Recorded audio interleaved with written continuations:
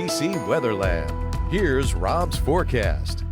Welcome back. Well, spring in full swing across Acadiana. It only gets warmer as we head toward the weekend. But I did want to talk a little bit about what we observed this past winter and what we're observing in the winters and the summers as we move forward. So let's go back and take a look at the winter of 2021-2022. We're talking December, January, February, and driest on record for southwest and portions of southern Louisiana. In Lake Charles, driest on record. Only 5 inches of rain over that 3-month period. In Lafayette, third driest on record, which goes back to 1893. So certainly it's been a dry winter. We're in that drought situation. We'll talk more about that tomorrow. But what's remarkable, this comes after the wettest spring-summer period that we had on record. If you remember back through last year, the daily deluges. May we had big rains, June big rains, July big rains, August not so big rains, and then it kind of dried up September, October, November on. But wettest May, August on record in 2021, beating the record that was set in 2019, and the previous record was 2016. So we've been observing these wetter spring and summer months, and now we're also observing drier months in the wintertime. And if you look at the numbers, the long-term averages, when you compare the 1990 period through 2020 versus the 1981 period through 2020, the old normals, the new normals look like this. Winters are drier, not necessarily colder or milder. Overall, they're milder, but we still have cold outbreaks.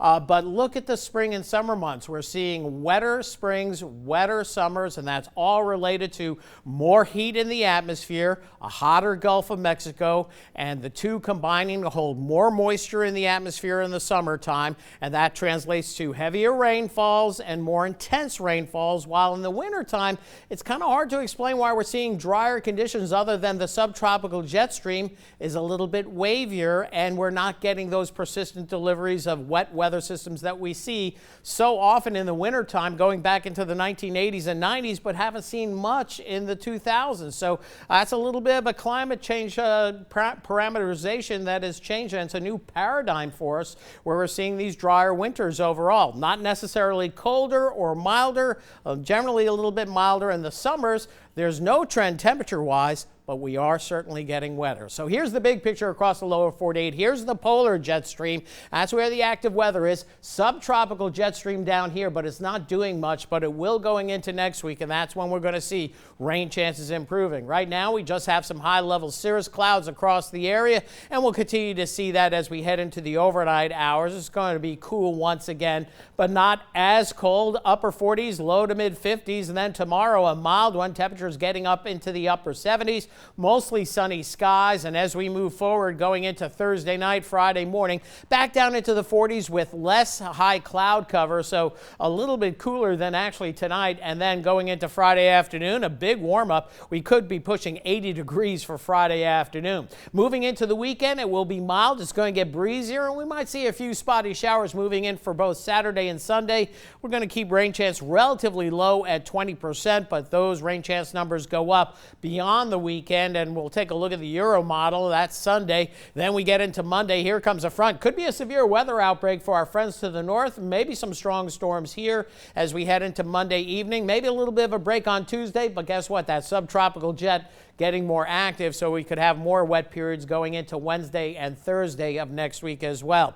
Near term, though, nice and dry. Temperatures upper 40s to lower 50s. We would favor 50s with the current trends right now. Mid 70s the high tomorrow. Tomorrow night closer to the 40s, but the normal this time of year 51, so that's pretty close, and pushing 80 degrees as we head into Friday. So seasonally cool night ahead. Fair to partly cloudy skies. Maybe a little patchy ground fog by daybreak. Shouldn't be a major issue. And then tomorrow, 77 the high with some morning high clouds out there, but plenty of afternoon sun.